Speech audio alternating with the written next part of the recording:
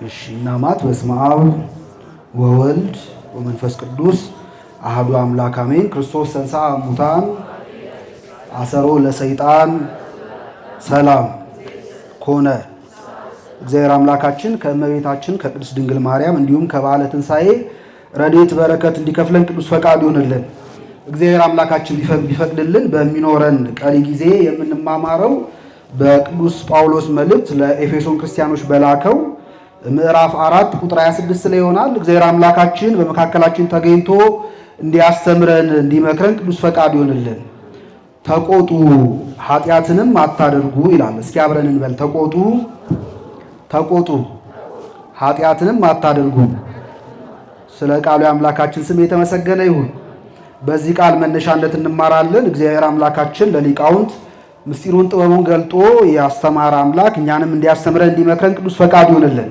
እንግዲህ ቅዱስ ጳውሎስ በዚህ ክፍል ላይ እንዲህ ያለውን መልእክት ለቆሮንቶስ ክርስቲያኖች ሲጽፍላቸው እናገኛለን እና በህብረት ሲኖሩ በአንድ ቤተክርስቲያን አካልነት ላይ ያሉ ሕዋሳት ሆነው በህብረት ሲኖሩ ምን ሊኖራቸው እንደሚገባ ወይም ደግሞ ምን አይነት ምግባር ሊያሟሉ እንደሚገባቸው፣ እንዴት መንቀሳቀስ እንዴት መኖር እንዳለባቸው ቅዱስ ጳውሎስ በዚህ ክፍል ላይ የዘረዘረ ይነግራቸዋል። ውሸት በመካከላቸው እንደማያስፈልግ፣ እርስ በርሳቸው መተባበርና እውነትን መነጋገር እንዳለባቸው በጣም ብዙ ምግባራትን ያስታውሳቸውና ከዚያ ቀጥሎ ምን ይላል? ቁጥር 26 ላይ ተምኡ ወኢታብሱ፣ ተቆጡ ኃጢአትንም አታድርጉ። ተቆጡ ብሎ ምን አታድርጉ? ኃጢአትን አታድርጉ ብሎ ሲናገር እናገኘዋለን። እግዚአብሔር ከፈቀደልን ዛሬ የምንማረው በዛሬ ጉባኤያችን ላይ ስለ ቁጣ ይሆናል። እንግዲህ የሰው ልጅ ስሜቶች ያሉት ፍጡር ነው። በሰው ልጅ ስሜት ውስጥ ካሉት ነገሮች መካከል አንደኛው ደግሞ የቁጣ ስሜት ነውና እግዚአብሔር አምላካችን ሲፈጥረን እነዚህ ሰውነታችን ውስጥ ያሉት ስሜቶች እንዲኖሩ አድርጎ ነው የፈጠረንና እግዚአብሔር የስጋም የምንም ፈጣሪ ነው፣ የነፍስም ፈጣሪ ነውና እነዚህ ስሜቶች ደግሞ በሰው ልጅ ውስጥ ያሉ የሚፈራረቁ በየጊዜያቱ የሚታዩ ናቸው። ስሜት በራሱ ኃጢአት አይደለም። ምክንያቱም ስሜትን የፈጠረው ማ ስለሆነ እግዚአብሔር ስለሆነ፣ እግዚአብሔር ደግሞ የፈጠረው ምን የለም ኃጢአት የለም። እግዚአብሔር ኃጢአትን ምን አላረገም አልፈጠረም። ኃጢአት የጽድቅ ወይም የበጎ ስራ አለመኖር ነው እንጂ ራሱን ችሎ ኃጢአት ፍጡር አይደለም። ስለዚህ ስሜቶች በእኛ ሰውነት ውስጥ የሚፈራረቁት እነዚህ ስሜቶች ኃጢአት አይደሉም። ቤተክርስቲያናችንም ስለ ቅድስና ስታስተምር ብዙ ጊዜ እኛ ቅድስና ማለት በቃ ስሜት አልባ መሆን አድርገን እናስበዋለን። ቅድስና ማለት ግን ስሜትን ማጥፋት ወይም መደምሰስ ሳይሆን ስሜትን ስለ እግዚአብሔር ብሎ መቀደስ ማለት ነው። ምን ማድረግ ነው? ስለዚህ ቅድስና ማለት የስሜት መቀደስን የሚያመለክት ነው እንጂ ጨርሶ ስሜት እንዲጠፋ ማድረግ አይደለም። እና እግዚአብሔር እነዚህን የሰጠንን ስሜቶች በትክክለኛው ጊዜ በትክክለኛው ቦታና በትክክለኛው ፐርፐስ ስንጠቀማቸው ለጽድቅ አጋዦችና ወደ እግዚአብሔር የሚያቀርቡን በጣም ትልቅ መሳሪያዎች ናቸው። ስለዚህ ይህንን መርሳት የለብንም እና ብዙ ጊዜ ስሜት ሲባል ፓሽን ሲባል ከኃጢአት ጋር ብቻ ነው የምናያይዘው። ስለዚህ ስሜት በራሱ ምን አይደለም ኃጢአት አይደለም። ስሜትን የፈጠረው ማን ነው? ስሜት እንዲኖረን አድርጎ ያዘጋጀን የፈጠረን እግዚአብሔር ነው። ስለዚህ ስሜት ኃጢአት የሚሆነው ከገደቡ ሲያልፍና መቆጣጠር ሲያቅተን ነው። ስለዚህ ቤተክርስቲያናችን ስሜትን ስለመግዛት፣ ራስን መግዛት ሲባል አልሰማችሁም? ሰልፍ ኮንትሮል፣ ስሜትን ስለመግዛት እንዴት መቆጣጠር እንዳለብን ትነግረናለች እንጂ ስሜት በራሱ ኃጢአት ነው የሚል የቤተክርስቲያናችን ትምህርት የለም። ስለዚህ ከስሜቶች መካከል በእኛ ሰውነት ውስጥ ከሚፈራረቁ ከሚሰሙን ነገሮች መካከል አንደኛው ቁጣ ነው ወይም አንገር ነው፣ መበሳጨት ወይም ንዴት ነው እና ንዴት በሙሉ ኃጢአት ሊሆን አይችልም። ቁጣ ወይም ስሜት ኃጢአት አይደለም ካልን ቁጣ ብቻውን ኃጢአት ሊሆን ይችላል? አይችልም። ለዚያ ነው ቅዱስ ጳውሎስ እንደውም ትእዛዝ ይመስላል ምን አድርጉ ይላል? ተቆጡ ግን ኃጢአትን አታድርጉ በማለት መቆጣት ሰዋዊ እንደሆነ ተፈጥሯዊ እንደሆነ ቅዱስ ጳውሎስ ሲነግረን እናገኛለን። በመጽሐፍ ቅዱስም አትቆጡ የሚል ትእዛዝ አናገኝም። ምክንያቱም ቁጣ ሁሉ ኃጢአት ስላልሆነ። ለምሳሌ በማቴዎስ ወንጌል ምዕራፍ 5 ቁጥር 22 ላይ አምላካችን ክርስቶስ ሕግን ሲያጸና እንግዲህ ምዕራፍ 5 ላይ የብፁዓን ትምህርት ነው። አምላካችን ክርስቶስ በኦሪት የታዘዙትን ሕግጋት ላይ እየጨመረ እያጸና የተናገረበት ክፍል ነውና በዚህ ክፍል ሕግን ሲያጸና ምን አለ? በወንድሙ ላይ የሚቆጣ ፍርድ ይገባዋል አለ። አማርኛውን ስታነቡት በወንድሙ ላይ የሚቆጣ ነው የሚለው፣ ግን ግሪኩንና የእንግሊዝኛውን ቋንቋ ስትመለከቱ ደግሞ በወንድሙ ላይ ያለ ምክንያት የሚቆጣ ያለ ምን የሚቆጣ ያለ ምክንያት መቆጣት ስለሚፈቀድ በመጽሐፍ ቅዱስ ተቆጡ ስላለ ቅዱስ ጳውሎስ ያን ቅዱስ ጳውሎስ ያለውን አይነት ቁጣ መቆጣት ይቻላል። ነገር ግን በወንድሙ ላይ ያለ ምክንያት የሚቆጣ ግን ፍርድ እንደሚገባው አምላካችን ሲናገር እናገኘዋለን። ስለዚህ ቁጣ ሁሉ ኃጢአት አይደለም። የቁጣ ኃጢአት አለው፣ እንደገና ደግሞ ቅዱስ የሆነ ቁጣ አለ። እነዚህ ሁለቱን ልዩነታቸውን ነው የምንመለከተው። ቅዱስና ኃጢአት የሚሆን ቁጣ ብለን ለሁለት ስንከፍለው ትልቁ መሰረታችን የቁጣው ምክንያቶች ናቸው። አንድ ሰው የሚቆጣበትን ምክንያት አይተን ይህ ቁጣ ተገቢና ትክክለኛ ቁጣ ነው፣ ቅዱስ ጳውሎስ ተቆጡ ያለው ነው ብለን መለየት እንችላለን። አንድ ሰው ደግሞ የሚቆጣበትን ምክንያት ተመልክተን ይሄ ትክክለኛ ያልሆነ ኃጢአት የሚሆን ምንድነው ቁጣ ነው ብለን መለየት እንችላለን። ለዚያ ነው ቅዱስ ጳውሎስ ተቆጡ አለ። ተቆጡ ሲል ጽድቅ የሆነውን ወይም የተፈቀደውን እውነተኛ የሆነውን ቁጣ ተቆጡ፣ ያልተፈቀደውን ግን ቁጣ በመቆጣት ደግሞ ኃጢአትን አታድርጉ። ተቆጡ ኃጢአትን አታድርጉ ማለት እውነተኛውን ቁጣ ተቆጡ፣ ግን ትክክል ያልሆነውን እና ያልተፈቀደውን ቁጣ በመቆጣት ደግሞ ኃጢአትን አትስሩ በማለት ሲመክረን እናገኛለን። መቆጣት ቀላል ነው አይደለም? አሁን ከኛ መካከል መቆጣት የማይችል ሰው አለ? የለም። ሁላችንም መቆጣት እንችላለን። ግን በጣም ከባድ የሆነ መቆጣት አለ። እሱ ምንድነው? በትክክለኛው ጊዜ፣ በትክክለኛው ሰዓት፣ በትክክለኛው መጠን እና ለትክክለኛ ዓላማ መቆጣት ግን በጣም ጥቂት ሰዎች ብቻ የሚያደርጉት ነው። እና መቆጣት በጣም ቀላል ነገር ቢሆንም ግን እውነተኛውንና ጽድቅ የሆነውን በትክክል የተፈቀደውን ቅዱስ የሆነውን ቁጣ ግን ለመቆጣት በጣም አስተዋይ መሆን ያስፈልጋልና እንዲህ ያለው ቁጣ ሁሉም ሰው የሚቆጣው አይነት ቁጣ አይደለም። በመጽሐፍ ቅዱስ የተጻፉትን አንዳንድ ነገሮችን ለማየት እንሞክር። እግዚአብሔር ፐርፐዝ ያል ስንል ቀላላል። በነገራችን ላይ የቁጣን አይነት ስንዘረዝር የመጀመሪያው ቁጣ የቅዱስ ቁጣ የሚባለው ነው። እንግዲህ ሁለት አይነት ቁጣ አለ ብለናል። የመጀመሪያው ምን ይባላል?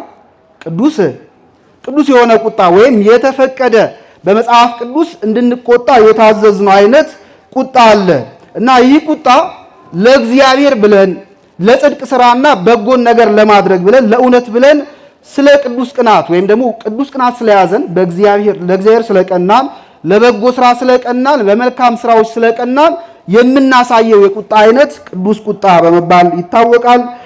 በዚህ ቁጣ ውስጥ አንድ ሰው ራሱን መቆጣት ይችላል። ራሱን መቆጣት እንዳለብን መጻሕፍት ይናገራሉ። እሱን በደንብ እንመለከተዋለን። ሁለተኛ ደግሞ ሌሎችን ወንድሞቹንና እህቶችን ሌሎችን ክርስቲያኖችም አንድ ሰው ሊቆጣ ይችላል። በዚህ አገባብ ስንመለከተው እግዚአብሔር እንዲህ ያለውን የቁጣ ስሜት የሰጠን ለጽድቅ ነው። ቅድም ብለናል። ምን ማለት ነው? አንድ ሰው የቁጣ ስሜት ከሌለው በኃጢአት ላይ ማመጽ አይችልም። እግዚአብሔር የቁጣን ስሜት በሰውነታችን ውስጥ ያኖረው አንድ ሰው ሰይጣን አሳስቶት ወይም ደግሞ ሰይጣን ገፋፍቶት የሆነ ክፋትን ከሰራ በኋላ ወደ ጽድቅ ለመመለስ መጀመሪያ ራሱ ምን ማድረግ አለበት? መቆጣት አለበት። ራሱን መገሰጽ አለበት። እና በራሱ ላይ ያልተቆጣ ሰው ወደ እግዚአብሔር ሊቀርብ ወደ ጽድቅ ሊመለስ አይችልም። ስለዚህ ቁጣ በመጀመሪያ የሚያገለግለው ለማን ነው? ለራስ ነው። ከክፋትና ከኃጢአት መንገድ ለመመለስ ራስን መገሰጽና መቆጣት ያስፈልጋል። አለመቆጣት እንደ ኃጢአትም ሊቆጠር ይችላል። በዚህ ሁኔታ በተለይ ኃጢአት ከሰራን በኋላ ተቆጥተን ነደን ስለሆነ ወደ እግዚአብሔር መመለስ ያለብን በዚህ ጊዜ የማይቆጭ የማይበሳጭ የማይነደድ ራሱን የማይወቅስ ሰው ካለ ራሱን የማይገስጽ ሰው ካለ ቸልተኛ ስለሚሆን እግዚአብሔር ራሱን አለመውቀሱን ራሱን በእውነቱ አለመቆጣቱን እንደ ኃጢአት አድርጎ ሊይዝበት ይችላል።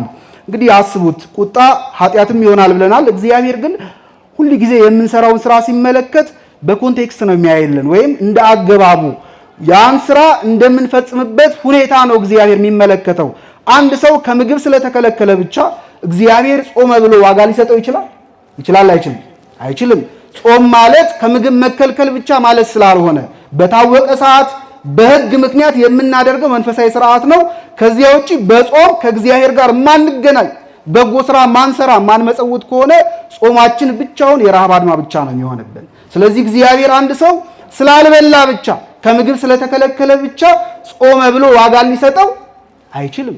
ለዚያ ነው መጽሐፍ ቅዱስ ጾምን ቀድሱ ይላል። ምንን ቀድሱ? ጾምን መቀደስ፣ ዓላማውን ማስተካከል አለብን። ስለዚህ እግዚአብሔር እያንዳንዱ ስራችንን ስንሰራ የሚሸልመን ዋጋ የሚሰጠን ስለሰራን ብቻ ሳይሆን ሞቲቫችንን አይቶ ነው እና ለምንድን ነው ይህን ነገር ያደረግነው ብሎ አገባቡን አይቶ ነው የሚሰጠን። ስለዚህ አንዳንድ ጊዜ ለምሳሌ ብዙ ጊዜ መናገር ጥሩ አይደለም ይባላል አይባል?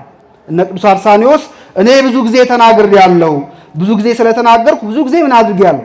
ተጸጽቻለሁ። ዝም ብዬ ግን የተጸጸትኩበት ጊዜ የለምና ዝምታ ይሻላል ብሎ ሲመክር እናገኘዋለን። ስለዚህ ከዝምታና ከንግግር የትኛው ይበረታታል? የትኛው ይበረታታል? ዝምታ ይበረታታል። ነገር ግን ደግሞ ዝምታም ያለ ቦታው ሲሆን እግዚአብሔር ከአንደበት ኃጢአት ቆጥሮ ሊቀጣ እንደሚችል ደግሞ ማወቅ አለብን። ዝም ማለት እንደሚያሸልም፣ አንዳንድ ጊዜ ደግሞ ያለ ቦታው ዝም ማለት ምን ያደርጋል? ያስቀጣል፣ ያስወቅሳል፣ እግዚአብሔር ሊፈርድብንም ይችላል። ይህን በመጽሐፍ ቅዱስ ብንመለከተው በሐዋርያት ሥራ ምዕራፍ 12 ላይ የምናገኘው አንድ ታሪክ አለ። የሐዋርያት ሥራ ምዕራፍ ስንት አልኳችሁ? 12 ከቁጥር 20 ጀምራችሁ ስትመለከቱት የሄሮድስን አሟሟት ነው የሚናገረውና ሄሮድስ በጣም ብዙ ጥፋቶችን ያጠፋ ንጉሥ ነው። ከዕለታት አንድ ቀን ግን ፍርድ የሚፈልጉ ሰዎች የሄሮድስን ብያኔ የሚፈልጉ ሰዎች መጥተው ፍረድልን ብለው ጠየቁት። ከዚያም ሄሮድስ ቀን ቀጠረላቸውና በተቀጠረላቸው ቀን ላይ ልብሱን ለብሶ የፍርድ ልብሱን ለብሶ በሰገነት ላይ መመላለስና መናገር ጀመረ እና ሲናገር ድምፁ በጣም ሞገስ ስለነበረው ከታች ሆነው የእርሱን ድምፅ የሚሰሙት ሰዎች አይ ይሄ ድምፅማ የሄሮድስ ወይም የሰው ሳይሆን የእግዚአብሔር ነው አሉ። የማን ነው? የእግዚአብሔር ድምፅ ነው እንጂ የሰው አይደለም። በዚህ ጊዜ ሄሮድስ እንደዚያ ሲናገሩ እየሰማቸው ዝም አላቸው። መጽሐፍ ቅዱሱ ምን ይላል? ለእግዚአብሔር ክብርን ስላልሰጠ ይላል። ለማን ክብር ስላልሰጠ? ለእግዚአብሔር ክብርን ስላልሰጠ የእግዚአብሔር መልአክ ወረደ፣ በመቅሰፍት መታው፣ ሄሮድስም ደግሞ ተልቶ ሞተ ይላል። ሄሮድስ እግዚአብሔር እንዲቀስፈው ያደረገው ኃጢአቱ ሊናገር ሲገባው ይህ ንግግር ወይም ይህ ድምፅ የኔ ነው እንጂ የአምላክ ድምፅ አይደለም ብሎ የራሱን ነገር መግለጽ ሲገባው ዝም ብሎ የፈጣሪ ምስጋና ለራሱ ስለወሰደ ሊናገር በሚገባው ጊዜ ስላልተናገረ እግዚአብሔር ቀጥቶታል። ስለዚህ አለመናገር ሁሉ ጊዜ ሊያሸልም አይችልም። አንዳንድ ጊዜ ምን ሊያደርግ ይችላል? ሊያስቀጣ ይችላል። ስለዚህ አለመቆጣት ጽድቅ ብቻ ተደርጎ ሊታይ አይችልም። አንዳንድ ጊዜ እግዚአብሔር አለመቆጣታችንን አይቶ በቸልተኝነት ኃጢአት ሊከሰንና ሊወቅሰን እንደሚችል ማወቅ አለብን። ስለዚህ የመጀመሪያው ቅዱስ የምንለው ቁጣ ስለ ኃጢአታችን ስለ በደላችን የምንቆጣው ራሳችንን የምንገስጽበት የቁጣ አይነት ነው። በመጽሐፍ ቅዱስ ውስጥ እንዲህ አይነት ቁጣ የተቆጡና የተመሰገኑ በጣም ብዙ ቅዱሳን አባቶቻችን አሉ። ለምሳሌ ከኦሪቱ ብንመለከት ሙሴን ማስታወስ እንችላለን።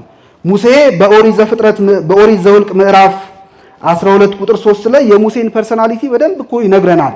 ሙሴ በዘመኑ ከነበሩት የዋህ ሰው እንደነበር ይናገራሉ። ምን የዋህና ቅን የነበረ ንጹህ የነበረ ሰው ነው። ስለዚህ ሙሴ ትሁት ነበር፣ የዋህ ነበር፣ ንጹህና ቅን የሆነ ሰው ነበር። ነገር ግን ሙሴ ደግሞ ሲቆጣ እንደገና መጽሐፍ ቅዱስ ላይ ደግሞ እናገኘዋለን።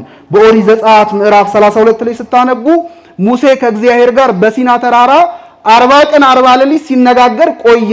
ከዚያ በኋላ ከሲና ተራራ ምን አደረገ? ከሲና ተራራ እግዚአብሔር የሰጠውን ሕግ ይዞ ሲወርድ ሕዝቡ ግን ከታች እግዚአብሔርን መታገስ ሙሴን መጠበቅ አቅቷቸው የወርቅ ላም አሰርተው ይሰግዱ ነበር። ወርቅ ማምለክ ጀምረው ነበር። ለላሟ ይወድቁ ነበር። በዚህ ጊዜ ሙሴ የእነሱን ድምፅ በሰማ የሚያደርጉትን ነገር ባየ ጊዜ የሙሴ ቁጣ ተቀጣጠለ ይላል። ምን አደረገ? የሙሴ ቁጣ ተቀጣጠለ። ሙሴ ተናዶ ነበር። የተናደደው ግን ለአምልኮተ እግዚአብሔር ቀንቶ ነው። ሊመለክ የሚገባው ማን ነበር? እግዚአብሔር ነበር። እነርሱም በድንቅ ተአምራት ከግብፅ ምድር ያወጣቸው እግዚአብሔር ነበር። እስራኤላውያን ግን ይህን ውለታውን ረሱትና በእግዚአብሔር ፈንታ የማይናገር የማይለወስ ያውም ከነሱ ንብረት የተሰራን ጥጃ ማምለክ ጀመሩ። ስለዚህ ሙሴ ሲቆጣ ታገኙታላችሁ። ይህ የሙሴ ቁጣ ትክክለኛና አግባብ ያለው ቁጣ ነው። መጽሐፍ ቅዱሱ ሙሴን ስለተቆጣ አልወቀሰውም፣ ይመሰገንበታል። የመጀመሪያው እሱ ነው። ሁለተኛ ደግሞ የባርክኤል ልጅ ኤሊሁ የሚባል ደግሞ አንድ በጣም የሚያስደንቅ ቅዱስ አባት አለ። በረከቱ ይደርብን። የምናገኘው ታሪኩን በመጽሐፈ ኢዮብ ምዕራፍ 32 ላይ ነው። መጽሐፈ ኢዮብን እንግዲህ ሁላችሁም ስታነቡት መጽሐፈ ኢዮብ ስለ ኢዮብ የሕይወት ታሪክ የሚናገር ነው። አጻጻፉ ራሱ የገድል ይዘት ያለው መጽሐፍ ነውና እዚህ መጽሐፍ ላይ ኢዮብ የተባለ ጻድቅ የሆነ ሰው እንደነበር ይናገራል። ይህ ሰው ለልጆቹ ምንን የሚሰዋ መስዋዕትን የሚሰዋ በጣም ባለጠጋ የነበረ እግዚአብሔርን እያመሰገነ ዕለት ዕለት በደስታ ይኖር የነበረ ሰው እንደሆነ ይነግረናል። በኋላ ግን ሰይጣን ኢዮብን ተመለከተና በእግዚአብሔር ፊት ክስ አቀረበበት። መጀመሪያ መጽሐፈ ኢዮብ ምዕራፍ 1 ስታነቡት የእግዚአብሔር ልጆች መላእክት በእግዚአብሔር ፊት ለምስጋና ቆሙ። ሰይጣንም ደግሞ ህሱር የሆነች ቦታ አለችው፣ እኛን የሚከስበት ከፈጣሪ ጋር የሚያጣላበት ቦታ አለችው እና በዚያች ቦታ ቆሞ ዓለምን ዞሬ መጣሁ አለ። ምን አድርጌ መጣሁ? ሰይጣን ዓለምን ዞሮ ሲመጣ ምን ለማድረግ ነው የሚዞረው? ሰዎችን ኃጢአት ለማሰራት፣ ከእግዚአብሔር አምልኮ ለማስወጣት፣ ለጣዖት ለማሰገድ፣ እግዚአብሔርን እንዲያማሩት በክፋት ለማድረግ ነው ሰይጣን የሚሰራው። ስለዚህ ዓለምን ዞሬ መጣሁ ማለት በዓለም ዞሬ ሰዎችን አስክጄ ለጣዖት አሰግጄ አንተን ደግሞ እንዲያሳዝኑ ኃጢአት እንዲሰሩ አድርጌ መጣሁ። በዓለም ዞሬ በዓለም ያሉትን አብዛኞቹን ሰዎች ምን አረኳቸው? ጣልኳቸዋል። በዚህ ጊዜ እግዚአብሔር ምን አለው? ባሪያዬ ኢዮብን እሳየኸው አለው። እንዴ አንተ ዓለም ያሉትን ሁሉ ጣልኩ ትላለህ እንጂ ኢዮብ እኮ አለ ለአንተ ያልተንበረከከ እኔን ዕለት ዕለት ምን የሚያደርገኝ የሚያመሰግነኝ ለእኔ የሚገዛልኝ ቤተሰቦቹን በንጽህና በቅድስና የሚጠብቅ ኢዮብ የሚባል ጻድቅ አለኝ። ኢዮብን አይተኸዋል አለ። በዚህ ጊዜ አይ እሱ እኮ አንተን የሚያመሰግንህ ለአንተ የሚገዛው ደስተኛ የሆነው እኮ የሚያስፈልገውን ሁሉ ምን ሰራልኩ ነው ስለሰጠው ነው። የሰጠውን ብትነሳው መልሶ ደግሞ ይከስሃል፣ አንተን ያማራል ብሎ ሰይጣን እንዲህ ያለውን ሐሳብ ለእግዚአብሔር አቀረበ። እግዚአብሔር በኢዮብ የሚተማመንበት ጻድቅ ስለነበረ የኢዮብ እውነተኛ ለእግዚአብሔር ያለው ፍቅር እንዲገለጥ እንዲታይ እና ሰይጣንም እንዲያፍር በኢዮብ ላይ ከሰውነቱ በቀር ሌላውን ሁሉ ሀብት ንብረቱን ልጆቹን ሁሉ እንዲያጠፋ እንዲገድል እግዚአብሔር ስልጣን ሰጠው። ከዚያ በኋላ ሰይጣን መጥቶ ያለውን ሀብት ንብረት ሁሉ አወደመበት፣ ልጆቹን ገደለበት። ከዚያም ኢዮብ እነዚህ ሁሉ ችግሮች ሲደርሱበት መሬት ላይ ወድቆ እግዚአብሔር ሰጠ። በጣም የሚያስደንቅ ነው። የኢዮብ ደግሞ ምስጋናው በጣም ይገርማል። ብዙ ጊዜ እኛ ተደጋግሞ ስለምንሰማው ቀለል ይለናል። ለምሳሌ በምሳሌ እንናገር። እናንተ ለምሳሌ አሁን እዚህ ጉባኤ ቁጭ ብላችሁ እየተማራችሁ ነው ቃለ እግዚአብሔር ደስ ይለዋል አይለው? ይለዋል አይለው? አሁን እግዚአብሔር እዚህ መጣችሁ ቃለ እግዚአብሔር ስለሰማችሁ በዚህ ሰዓት የተቀደሰውን ነገር ስላደረጋችሁ በረከት ይሰጠናል ብላችሁ ትጠብቃላችሁ? አትጠብቁ? ሁላችንም እንጠብቃለን አይደል? እንጠብቃለን። ግን አድርገውና ከዚህ ወደ ቤታችሁ ስትመለሱ የምትኖሩበት ቤት ፈራርሶ ይጠብቃችሁ። በጣም የምትወዱትን ሰው ደግሞ ብታጡ እግዚአብሔር ሰጠ፣ እግዚአብሔር ነሳ፣ የእግዚአብሔር ስም የተመሰገነ ይሁን ብላችሁ ትሰግዳላችሁ? ይደረጋል አይደረግም? እንደዛ እናደርግም። ግን እንደውኛ ጽናቱ ብርታቱ ኖሮን እንኳን ብናደርግ በአካባቢያችን ያለ ሰው ይለናል። በቃ የሰውዬ አእምሮ ተነካ ነው አይደል የሚለው። ይህ ሁሉ ችግር ተፈራርቆበት ያፈራውን ሀብት ንብረቱን በአንድ ጊዜ አጥቶ የሚወደው ቤተሰቦቹን በአንድ ጊዜ አጥቶ እንዴት ነው ማያብደው? በሉ ያዙትና ወደ ሆስፒታል። ስለዚህ በእኛ ዘንድ የኢዮብ ትዕግስት የኢዮብ አመስጋኝነት ፈጽሞ በህሊናችን እንኳን ሚሳል አይደለም። ኢዮብ ሀብት ንብረቱን አጥቶ ሀብት ንብረቱን ማጣት ብቻ ማረን ልጆቹን አጥቶ እንግዲህ ሰይጣን ሲፈትን በጣም ሲኩዌንሱ በጣም የሚያስደንቅ ነው። መጀመሪያ ልጆቹን ገሎበት እየሰማችሁ ነው። መጀመሪያ ሀብት ንብረቱን አጥቶ መጀመሪያ ልጆቹን ገሎበት ከዚያም ቀጥሎ ሀብት ንብረቱን ቢያጠፋበት ኖሮ ሀብት ንብረት እኮ ጠፋ ሲሉት አይ እንኳን ሀብት ንብረቴ ልጆቼ ምን አድርገዋል ሞተዋል ብሎ ይጽናና ነበር። እንጥፍጣፊ የሆነ መጽናናት ግን በኢዮብ ዘንድ እንዳይኖር ሰይጣን መጀመሪያ ምን አደረገበት? ልጆቹን ገደለበት። ከዚያስ ሀብት ንብረቱን አወደመበት። ስለዚህ መጀመሪያ ልጆቼ ሞቱ፣ አሁን ደግሞ ሀብት ንብረቴን አጣሁ። ለምንድን ነው ብሎ እግዚአብሔርን እንዲያማር ነው። ኢዮብ ግን እነዚህ ሁሉ መከራ ሲደርሱበት ወደ መሬት ወድቆ እግዚአብሔር ሰጠ፣ እግዚአብሔር ነሳ፣ የእግዚአብሔር ስም የተመሰገነ ይሆናል። የሚያስደንቅ አይነት ትዕግስት ነው። የሚያስደንቅ አይነት ለእግዚአብሔር መገዛት። ስለዚህ ኢዮብ እንደዛ መሰገነ። ከዛም ሰይጣን ቁርበት ስለ ቁርበት ነው። መቼ እሱን ነካው? የጠፋው ንብረቱ ነው፣ የሞቱት ልጆቹ ናቸው። እሱ ባይነካ ነው ያመሰገነ። እውነተኛ እንደው የአንተ ሰው ከሆነ እርሱ እስኪ ደግሞ በስጋው ላይ የሆነ በሽታ እናምጣበት እናሰቃየውና በዚያ ስቃይ ውስጥ አንተን ካመሰገነ እውነትም እሱ የአንተ እውነተኛ አገልጋይ እውነተኛ ሰው ነው አለ። እግዚአብሔር ፈቀደለት። ሰይጣን ሄዶ ስጋውን ነካው። ስጋውን ሲዳስሰው ሰውነቱ ሁሉ በቁስል ምን አረገ? ተወረረ። ከራስ ፀጉሩ ጀምሮ እስከ እግር ጥፍቱ ድረስ በቁስል ተወረረ። ኢዮብ በጣም ይሰቃይ ነበረ። ከስቃዩ ብዛት የተነሳ ሰውነቱን እንኳን በጥፍሮቹ እንዳያክ ጥፍሮቹ ከቁስል የተነሳ ረግፎ ነበር። በገል ነበር ሰውነቱን የሚያከው ነበር። እንደዚህ ሲሰቃይ ነበር። በኋላ ሚስትየው መጣ ለእግዚአብሔር እግዚአብሔር ለአንተ ያደረገልህ ነገር ይኸው ተመልከተው። አንተ ለሕጉ የምትገዛ ቅን ሰው ነበርክ። እግዚአብሔር ግን ሀብት ንብረትን ሁሉ ምን አረገብህ? ወሰደብህ። ልጆችንም ገደለብህ። እኔም በከንቱ ነው ያማጥኩት አለች። እግዚአብሔር ሊወስዳቸው በከንቱ ነው እንዳምጥ ያደረገኝ። ስለዚህ ለምንድን ነው እግዚአብሔርን ሰድበህ ማትሞተው አለችው። በዚህ ጊዜ ኢዮብ ከእግዚአብሔር ዘንድ መልካሙን ነገር እንደተቀበል ክፉንስ እንቀበል ዘንድ አይገባም ወይ? አንቺ ሴት ከሰነፎች እንዳንዷ ምን አደረግሽ? ተናገርሽ ብሎ እግዚአብሔርን ሳይሰድብ መላእክትን ሳይረግም ጸንቶ ኢዮብ ቆየ። ከዚያም ወዳጆቹ መጡ። የኢዮብ 4 ወዳጆች ናቸው ጓደኞቹ መጡ። ወደ እርሱ ገና ከሩቅ ሲመለከቱት አለዩትም ነበረ። በጣም በቁስል ሰውነቱ ተወሮ በጣም ረግፎ ስለነበር ሰውነቱ አለዩትም። ከዚያም እንደ ልማዱ አብረውት አዘኑ፣ በራሳቸው ላይ ትቢያ ነሰነሱ። በኋላ ላይ ኢዮብ መናገር ጀመረ። እኔ የተወለድኩበት ቀን ምንኛ የተረገመች ነች። እየሰማችሁ ነው። ያቺ ሌሊት ባትኖር ጥሩ ነበረ፣ በእናቴ ሆድ ውስጥ እያለ ውሃ በሆንኩኝ አለ። አሁን ኢዮብ መከራው በጣም ሲጸናበት፣ እኛ መከራችን ሲጸናብን ማን ነው የምናማር? ማንን ነው? ኢዮብ እግዚአብሔርን አላማረረም። ነገር ግን ምን አደረገ? ወደ ራሱ መጣ። በጣም ሲጸናበት፣ ደዌው ሲበረታበት፣ ያን ጊዜ ራሱን መርገም ጀመረ። ለዚህ ለመከራ ከሆነ ምን አለ በእናቴ ሆድ እያለ ውሃ ሆኜ በቀረው እያለ ይናገር ጀመር። ከዚያ በኋላ ግን ጓደኞቹ ምን አሉት? በጣም የሚያደክሙ አጽናኞች ናቸው። ጓደኞቹ ያሉት ምንድነው? ንጹህ ሆኖ የጠፋ እየሰማችሁ ነው። ምን ሆኖ የጠፋ? ንጹህ ሆኖ የጠፋ የልብ ቅንነት ኖሮት የተደመሰሰ ማንም የለም። ስለዚህ እግዚአብሔር አንተን እንደዚህ በደዌ የሚያሰቃይህ ምን ሊያደርግ ነው? ኃጢአት ስላለብህ ነው።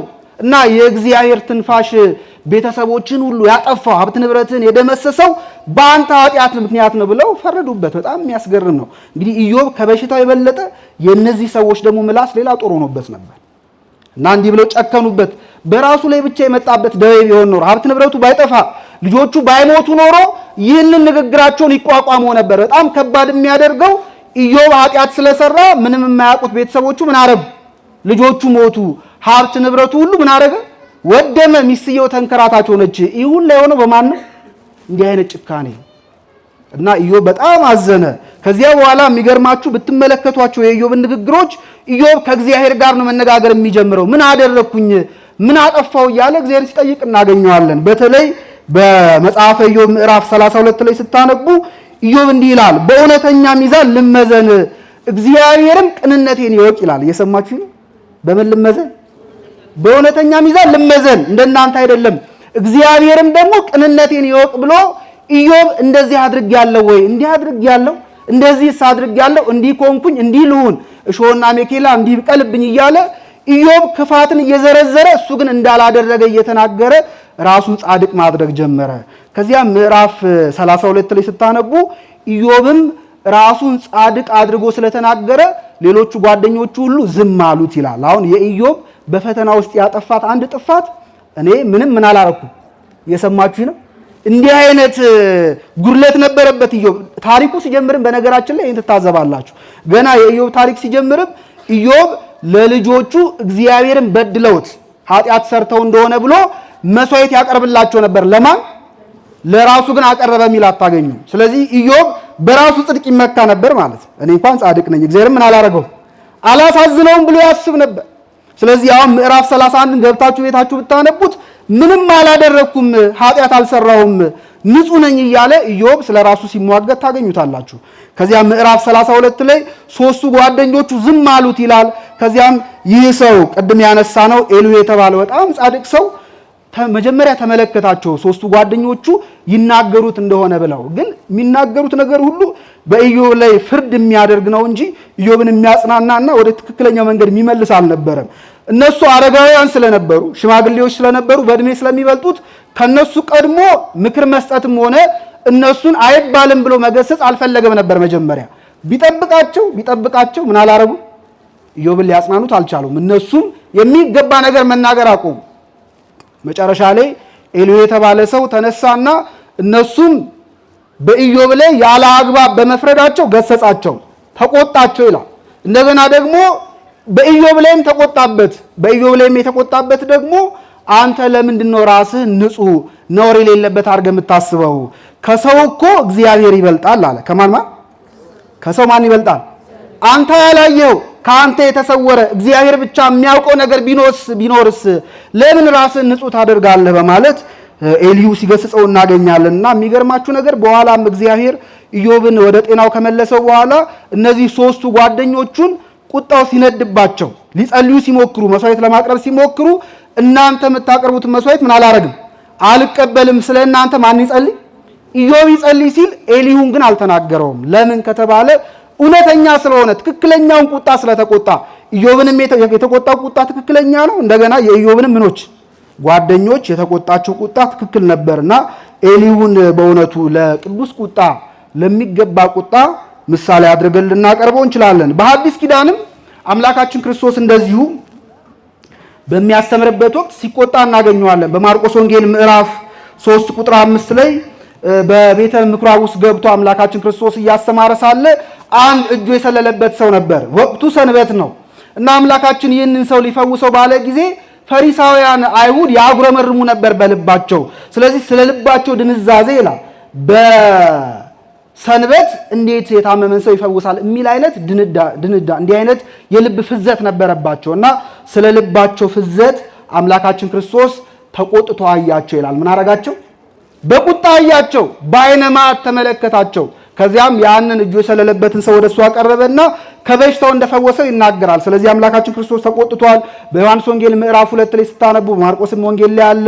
በቤተ መቅደስ ውስጥ አይሁድ ሲነግዱ ወደ ቤተ መቅደስ ገብቶ ጅራፍ አንስቶ በሬና በጎቻቸውን እየገረፈ ሀብት ንብረቶቻቸውን ከዚያ ምን እንዲያደርጉ እንዲያወጡ አዟቸዋል። ስለዚህ ክርስቶስም ተቆጥቷል። ክርስቶስ ብቻም አይደለም፣ የክርስቶስም ሐዋርያት ቅዱስ ጳውሎስ በተለይ ሲቆጣ እናገኘዋለን። በሐዋርያት ሥራ ምዕራፍ 17 ላይ ወደ አቴንስ ከተማ ከገባ በኋላ በዚያ በጣም ጣዖት አምልኮ ተስፋፍቶ ነበርና ጣዖት አምልኮ እንደተስፋፋ ሲያቅ መንፈሱ ተበሳጨ ይላል። ምኑ ተበሳጨ? መንፈሱ ተበሳጨ። ስለዚህ ሐዋርያቱም ተቆጥተዋል፣ ተበሳጭተዋል። ነገር ግን የቅዱስ ጳውሎስ ብስጭት የአምላካችን የክርስቶስ ብስጭት ግን ከልክ ያለፈ አይደለም። አምላካችን ክርስቶስ ተቆጣቸው ተብሎ ሲነገር መክሯቸው ነግሯቸው ያውም የሕግ መምህራን ሆነው የሰውን ዋጋ የሚረዱ ሆነው ነገር ግን የልባቸው ጥመት በጣም ጠንካራ ስለነበር ስለ ልባቸው ጥመት ነው የተቆጣቸው። ቅዱስ ጳውሎስም ወደ አቴንስ ከተማ ከገባ በኋላ መንፈሱ የተበሳጨበት ከዚያ በኋላ ያለውን የሐዋርያ አገልግሎቱን ስለሚያግዝለት ጭምር። ስለዚህ መበሳጨቱ ለበጎ ነው እና ይበሳጫሉ ሲባል እንዲሁ በቃ ያገኙትን ሁሉ ይቆጣሉ፣ ስብከታቸው ሁሉ ቁጣና ተግሳጽ ነው ማለት አይደለም። የሚመክርና የሚያስተምር ሰው የሚገስጽ ሰው በተቻለው መጠን ከቁጣው ይልቅ እየሰማችሁ ነው ትምህርቱ በጣም ሰፊ መሆን ይጠበቅበታል። ለምን ካልን ቅዱስ ያዕቆብ በመልእክቱ ላይ በምዕራፍ 1 ላይ ምን ይላል? ለቁጣ የዘገየ ይሁን። የሚያስተምር ሰው ለንግግር የዘገየ ለቁጣስ ምን ያደረገ የዘገየ ይሁን። የሰው ቁጣ የእግዚአብሔርን ጽድቅ አያሰራምና ይላል። ስለዚህ ቁጣ ብቻ ቢሆን አንድ ስብከት ያ ቁጣ ጽድቅ ሊያሰራ ይችላል? ይችላል? አይችልም? አይችልም። በእውነቱ አይችልም። ምን ማለት ነው? የእግዚአብሔር ጋር በጠል ይመሰላል። የአምላካችን ቃል በዝናብ ይመሰላል እና ዝናብ ሲዘንብ መብረቅ አለ አይደል? አለ የለ? እስኪ ዝናቡ መዝነብ አቁሞ መብረቅ ብቻ ቢሰማ እጽዋት ውሃ አግኝተው ሊያድጉ ይችላሉ? ስለዚህ ለእጽዋት የሚያስፈልጋቸው መብረቁ ሳይሆን ምኑ ነው? ያው መብረቁ ከምን ጋር የሚመጣ ነው? ከዝናቡ ጋር የሚመጣ ነው። ግን መብረቅ ብቻ ቢኖር ዝናብ ባይኖር ግን ማደግ፣ መብቀል፣ ፍሬ መስጠት አይችሉም። ልክ እንደዚህ ሁሉ ስብከት ውስጥ ቁጣ ሊኖር ይችላል፣ ተግሳጽ ሊኖር ይችላል። ግን መብረቅ ብቻ ማድረግ የለብን። ቁጣ ብቻ ጠል የሌለበት ምዕመናን ሰምተው የሚጠቀሙበት የሚረባ ቃለ እግዚአብሔር ሳንነግራቸው እየተቆጣን ብቻ የምንሸኛቸው ከሆነ ለነፍሳቸው ሕይወት መድኃኒት አይሆንላቸውም። ስለዚህ የሚመክር የሚገስጽ ሰው በተቻለው መጠን ቁጣ ምን ማድረግ አለበት? መቀነስ ወይም ለቁጣ የዘገየ መሆን አለ። ካስተማረ ብዙ ነገር ከነገረ በኋላ ቢገስጽ የተሻለ አማራጭ ነው። ለሕዝብ ማዘን ስለሚያስፈልግ በመጽሐፈ መነኮሳት ላይ የተቀመጠ አንድ ታሪክ አለ። 2 መነኮሳት ነበሩ ይላል እና እነዚህ 2 መነኮሳት በተለይ አንደኛው በጣም የበቃ ስለነበረ ሲሄድ በራሱ ሰውነቱ በብርሃን የተሞላ ነበርና ብርሃንን ተጎናጽፎ ነበር የሚመላለሰው። ይህ ጸጋው ለጓደኛው ለሁለተኛው መነኩሴ ይታየዋል እና አንድ ቀን ግን በመንገድ ሲሄዱ ሰዎች ከውጪ ከደጅ ላይ በዓርብ ዕለት በጠዋት ምግብ ሲበሉ ያያቸዋል። ሲያያቸው አልተናገራቸውም በቃል ግን በልቡ አማቸው። ምን አይነት ሰዎች ናቸው እነዚህ? እንዴት በዓርብ ጠዋት ተነስተው ምን ያደርጋሉ? ይህ እንደው ክርስትና እያለ በጣም ተበሳጨባቸው። ተበሳጭቶባቸው አለፈ። ከዚያ በኋላ ግን ሲሄዱ በመንገድ ወንድሙ ሌላኛው መነኩሴ ዞር ብሎ ሲመለከተው ሰውነቱ ላይ የነበረው የብርሃን ጎርፍ ምን አድርጓል? ጠፍቷል። በጣም ተገረመ። ሰውነት ላይ እኮ ያለው የብርሃን ጎርፍ ጠፋ። እስከ ዛሬ ይታየ ነበር፣ ዛሬ ያውም ደግሞ አሁን ለምንድን ነው የጠፋው አለው። አይ እግዚአብሔር ጥፋት ባጠፋ ነው የገሰጸኝ ብሎ ወደ አምላኩ ለመነ። መጨረሻ ላይ ያጠፋው ጥፋት ምን እንደሆነ ታወቀ። ጥፋቱ በሰዎች ድካም ምን ማድረግ መፍረድ ነው። ቢችል ማስተማር ወደ እውነተኛው መንገድ መምራት ነው እንጂ ሰዎችን ስለ ክፉ ስራቸው መጸየፍ በቤተክርስቲያን አልተፈቀደም። ስለዚህ በዚህ ምክንያት የነበረውን የተሰጠውን የብርሃን ጸጋ አጣ። ወደ እግዚአብሔር ለምኖ ጸልዮ አልቅሶ ያ ጸጋው እንዲመለስለት አድርጓል ነው። ስለዚህ በቁጣ መሃል ደግሞ በደንብ እውነተኛ ሰዎችን የሚጠቅም ደገኛ የሆነ ምክር ሊመክሩ ያስፈልጋቸዋል ማለት ነው። የመጀመሪያው ቁጣ ቅዱስ ቁጣ ብለን የጠራ ነው፣ እነዚህን የሚያካትት ነው። ሁለተኛው ደግሞ ኃጢአት የሚሆን ቁጣ ነው። ቅዱስ ጳውሎስ ኃጢአትን አታድርጉ ያለው ወይም ኃጢአት የሚሆነው ክፉ የሆነ ቁጣ ደግሞ ይህ ቁጣ ብዙ ጊዜ ባልተቀደሰ ዓላማ የሚደረግ ቁጣ ነው። እንዲህ አይነት ቁጣ የሚቆጡ ሰዎች ዓላማቸው የተቀደሰ አይደለም። ለምሳሌ ራሳቸውን ለማስከበር ከኢጎ የተነሳ ለራሳቸው ከሚሰጡት የተለየ ቦታ የተነሳ ሌሎች ሰዎችን ቢናገሩ ወይም ደግሞ የተናገሩት ነገር ክብሬን ይነካል ብለው ሲያስቡ ሰዎችን ዝም ለማሰኘት ብለው የሚቆጡ ሰዎች አሉ። ይሄ የክፋት ትርፍ ያለበት ቁጣ ነው። ቅዱስ ያዕቆብ ይነግረናል። ለመቆጣት የዘገየ ይሁን የመልእክቱ ላይ እንደዛ ይናገርና ቀጥሎ ምን ይላል? የክፋትንም ትርፍ ከእናንተ አስወግዱ ይላል። የምንን ትርፍ? የክፋት ትርፍ። ስለዚህ አንድ ሰው ራሱን ለማስከበር ብሎ ሰዎችን ለማስደንገጥ ብሎ የሚቆጣ ከሆነ የክፋት ትርፍን ተስፋ አድርጎ ነው እየተቆጣ ያለውና ይሄ ቤተክርስቲያናችን የማትፈቅደው የተከለከለ የቁጣ አይነት ነው እና ብዙዎቻችን ተናዳጆች ነን። እንደውም እኮ አንገር ማኔጅመንት የሚባል ኮርስ አለ አይደል? ሰው ቁጣውን እንዴት ማኔጅ ማድረግ እንዳለ በጣም ተናዳጅ ከመሆናችን የተነሳ በጣም የምንቆጣ ከመሆናችን የተነሳ ለቁጣችን በራሱ እንዴት ማኔጅ ማድረግ እንዳለብን የሚሰጡ ኮርሶች አሉና ብዙ ሰዎች በጣም በትልቁ ሲናደዱ ሲቆጡ እንመለከታቸዋለን። ሁሉም ሰው አንድ ነው የሚል አለ። ቤቱም ሲገባ ሚስቱ የምታበሳጨው እየሰማችሁ፣ ልጆቹም ያበሳጩት፣ ወደ ስራ ደግሞ ሲሄድ አለቃው ምን የሚያበሳጨው ሰው አለና የሚገርማችሁ ቤቱም ሲገባ ሚስቱ ካበሳጨችው፣ ልጆቹ ካበሳጩት፣ ውጭም ሲወጣ አለቃው ካበሳጨው፣ ጓደኞቹን ሲያገኝ የሚበሳጭ ከሆነ እና ሁሉም አንድ ነው የሚል ከሆነ ይህ ሰውዬ በራሱ ምን አለበት? ምክንያቱም ሁሉም ሰው አንድ ሊሆን ስለማይችል እሱ ለሁሉም ሰው ስንት ስለሆነ ነው? አንድ ስለሆነ በጣም የሚያስቸግር አመል ስላለው በሄደበት አመሉ ስለማይመቻቸው ሊናደዱበት ሊቆጡበት ይችላሉና ብዙ ጊዜ እንዲህ አይነት ችግር ያለብን ሰዎች አለን። የቁጣ መንፈስ በነገራችን ላይ በጣም ክፉ መንፈስ ነው። በመጽሐፈ መነኮሳት ላይ ስለዚህ ጉዳይ በጣም ሲያስጠነቅቀን እንመለከታልና ክርስቲያኖች ሊዋጉት ከሚገባቸው ክፉ መንፈስ መካከል ዋናውና አንደኛው የቁጣ መንፈስ ነው። አንድ ሰው በቁጣ ወይም በንዴት መንፈስ የሚሸነፍ ከሆነ በሌሎች ኃጢአቶች ለመውደቅ በጣም ቀላል ነው። ሌሎች መናፍስ በቀላሉ ሊያሸንፉትና ድል ሊነሱት ይችላሉ። በንዴት ወይም በቁጣ መንፈስ የተያዘ ሰው ካለ በዝሙት ለመውደቅ በጣም ቀላል ነው ለሱ። በቁጣ መንፈስ የተያዘ ሰው ሰውን ለመግደል ለእርሱ በጣም ቀላል ይሆንለታል። ለምን ከተባለ ለምሳሌ አንድ ሰው በሚስቱ ቢቆጣ እየሰማችሁ ነው። ሁል ጊዜ ቁጣ በቀልን ያስከትላል። ምን ያስከትላል? በቀልን ያስከትላል። ስለዚህ ሚስቱን ሊበቀላት የሚችለው ወይ ገሏት ነው ወይ ደግሞ ከሷ ውጭ ሄዶ ነው ዘሙቶ ነው። ስለዚህ ቁጣን መቆጣጠር የቻለ ሰው ሌሎቹን ሁሉ ፈተናዎች ማርከስ ማቅለል እንደሚችል መጽሐፈ መነኮሳት ይናገራልና በጣም ከባድ የሆነ መንፈስ ነው።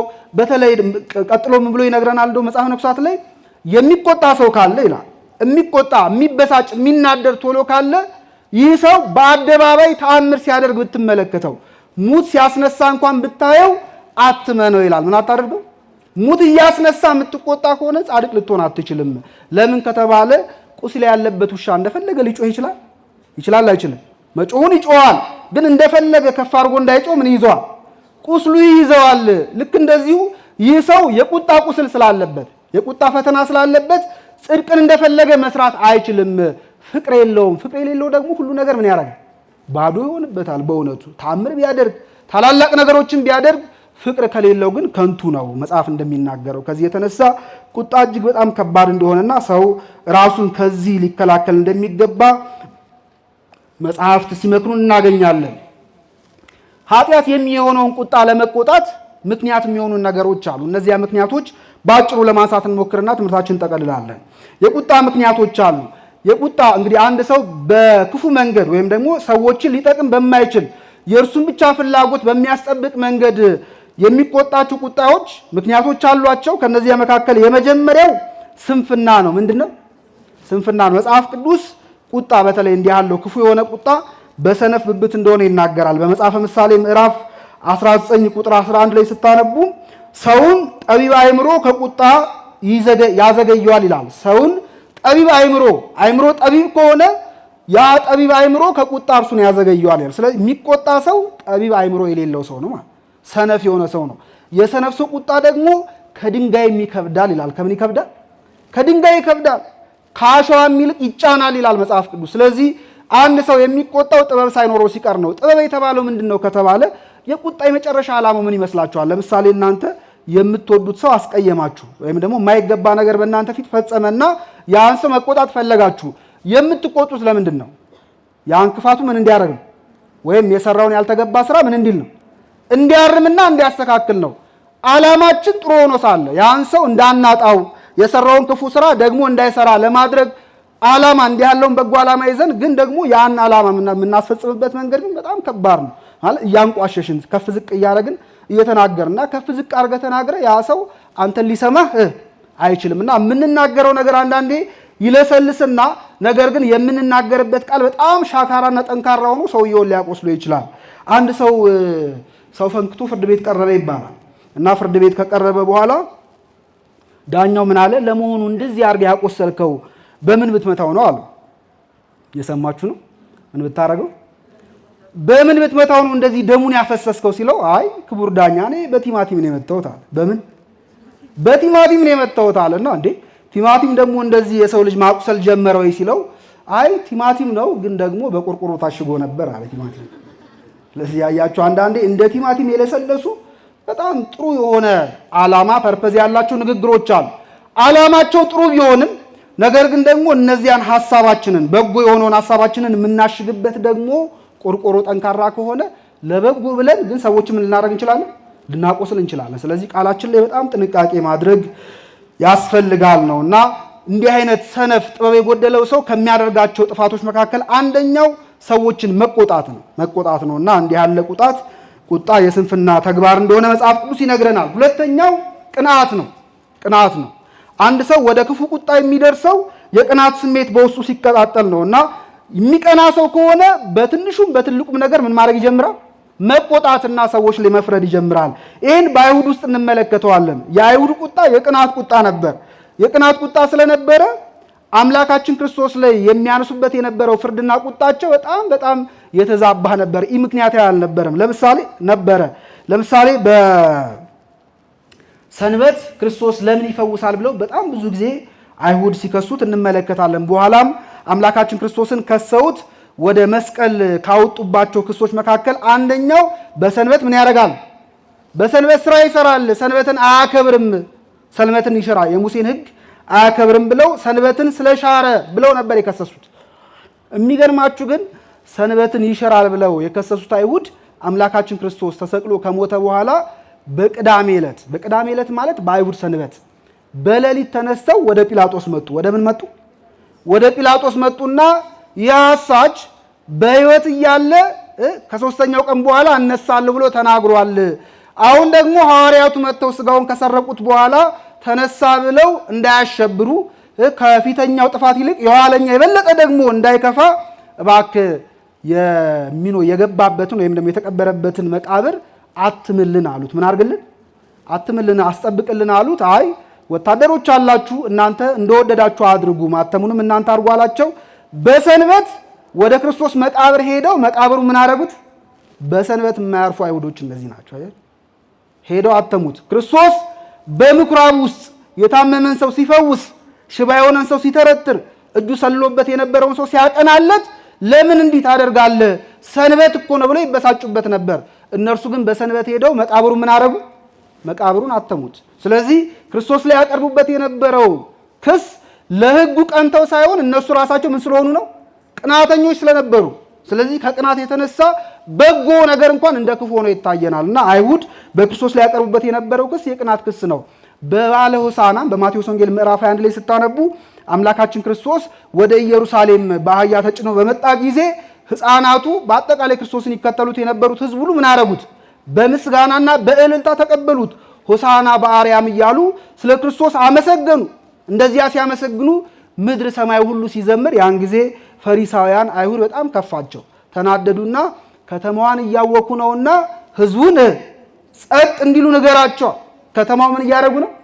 ተቆጥተው እኮ ነው። እንግዲህ ለክርስቶስ ስሞታውን ከማቅረባቸው በፊት እኮ መጀመሪያ ካጠገባቸው ያለውን ሰው ዝም አትልም እያሉ ነው አይደል? ሲያቅታቸው ወደ ክርስቶስ መጡና ከተማውን እያወኩ ስለሆነ ህዝቡን ዝም አሰኛቸው ብለው ክርስቶስን ጠየቁት። አይሁድ ለከተማዋ ሰላም ተጨንቀውና አስበው አልነበረም። ከምን የተነሳ ነው እንደዚህ ያሉት? ከቅናት የተነሳ። ለምን ይመሰገናል ይህ ሁሉ ህዝብ ለምን ይከተለዋል ብለው ተቆጭተው ነው። ለምን መሰላችሁ? ፈሪሳውያን የበለጠ እንደውም ሊያስቀናቸው ወይም ደግሞ የበለጠ ሊያስቆጣቸው የሚገባው የነበረው የመቅደሱ አገልግሎት ነበር። ህግ የሚያውቁ ህግን እንጠብቃለን የሚሉ ስለሆኑ እዚሁ ምዕራፍ ላይ የማቴዎስ ወንጌል ምዕራፍ 21 ላይ ስታነቡ ቁጥር 15 ነው የነገርኳችሁ። ቁጥር 18 ላይ ወረድ ብላችሁ ስታነቡ አምላካችን ክርስቶስ ወደ ቤተ መቅደስ ሲገባ በቤተ መቅደስ እልል ያለ ንግድ ነበር። እየሰማችሁ ነው። የደራ ንግድ ነበር። እንስሳት ይራገጡ ነበር። ሰው ይጮህ ይተራመስ ነበር። ይህን እየተመለከቱ ግን ምን አላረጉም? አይገባም፣ ትክክል አይደለም ብለው አልተቆጡም። ስለዚህ በመቅደስ ውስጥ ያለውን የሚደረገውን ንግዱን ያልተገባውን ስራ ሳይቃወሙ በዚያ ሳይቆጡ ክርስቶስን ግን በአደባባይ ህዝቡ ሆሳና በአርያም እያለ ስላመሰገነ ብቻ ዝም እንዲበሉ እዘዛቸው፣ ዝም አሰኛቸው ብሎ ሲቆጡ እናገኛቸዋለን። ስለዚህ የአይሁድ ቁስል የአይሁድ ቁጣ የምን ቁጣ ነው? የቅናት ቁጣ ነው። ስለዚህ አንድ ሰው ከቅናት የተነሳ ሊቆጣ ይችላል። በሉቃስ ወንጌል ምዕራፍ 15 ላይ ያለው ታሪክ እኮ ለዚህ ማስረጃ ነው። አምላካችን ክርስቶስ የመሰለው ምሳሌ ነበር ስለጠፋው ልጅ። አንድ ልጅ አባት ሁለት ልጆች ነበሩት። ያ ሁለት ልጆች የነበሩት አባት አንደኛ ወይም ታናሹ ልጁ ተነሳና ሀብትን ለኔ የሚገባኝን የሚደርሰኝን ሀብት ንብረት አካፍለኝና በቃ ከዚህ ቤት መውጣት ፈልጋለሁ አለ። ሀብት ንብረቱን ተካፍሎ ሄደ። ከብዙ ጊዜ በኋላ ልጁ ምን አደረገ? ሀብት ንብረቱን አጥፍቶ ተመለሰ። ሲመለስ አባቱ ገና ከሩቅ ሲመለከተው ደስ አለውና ወደሱ ሮጦ አቅፎ ምን አደረገው? በደስታ ተቀበለው። ከዚያም ወደ ቤቱ አስገባውና የሚገባውን ነገር አደረገለት። ካደረገለት በኋላ ታላቅ ወንድምየው ከስራ ከዕለት ተግባሩ ሲመለስ በቤቱ ውስጥ ጨዋታ፣ ዘፈን፣ የደስታ ጩኸት ሰማ። ከዚያ ምንድነው ብሎ ሰውን ሲጠይቅ አንድ ሰው ምን አለው? አይ ታናሽ ወንድምህ እኮ ስለተመለሰ አባት ለእርሱ የሚሆን ትልቅ ፍሪዳ ምን አድርጎለታል? የሰባውን ፍሪዳ አርዶለታል እና የምትሰማው የደስታ ድምፅ እሱ ስለተመለሰ ነው አለ። በዚህ ጊዜ ያ ወንድም በጣም ተበሳጨ፣ አዘነ። ወደ ቤት አልገባም ብሎ ከደጅ ምን አደረገ? ተቀመጠ። ከዚያም አባቱ ሲመጣ ቢለምነው እንኳን አባትየውን ተቆጣው። እየሰማችሁ ነው?